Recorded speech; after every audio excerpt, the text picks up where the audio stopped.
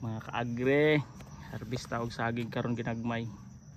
Ang palit bugas. Kardaba.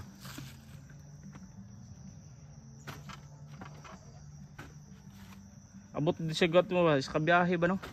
Kung ako na nanero kay pangligid ba? Hilis. Pila mo abot dito sa highway ng Oo. kuan, bitahan na to.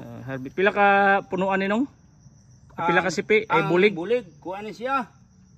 Pila to dai 14. 14 pating gagmaya oy. Gagbay no? Oo. Pila ra ka sipi. Lahiras bago no? Lahi oy. 1 2 3 4. Oo, 4 ra ka sipi. Mura ra binangay. Kanang na mga kuan na to ng harvest na o kanang mga bagong tanom to ra ay. Pati nagkuha. Pero mga kuan pa na. Kardaba na mga hinapos. Anak. kaagre. Hinapos gina. No, bulig na dia. Mga bagong tanom. Bago no?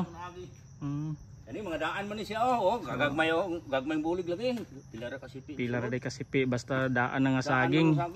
Manay nabantayan ninong bubong day. Pero pag bago maabot sa unom-nong. Pito. Nay 8. 8. Oh, ka sipi. Nani mo. Pero tanawa yung mga agro. Kung sa kagulang ni mong kardaba oh. Gwapa kayo. Napay mundo.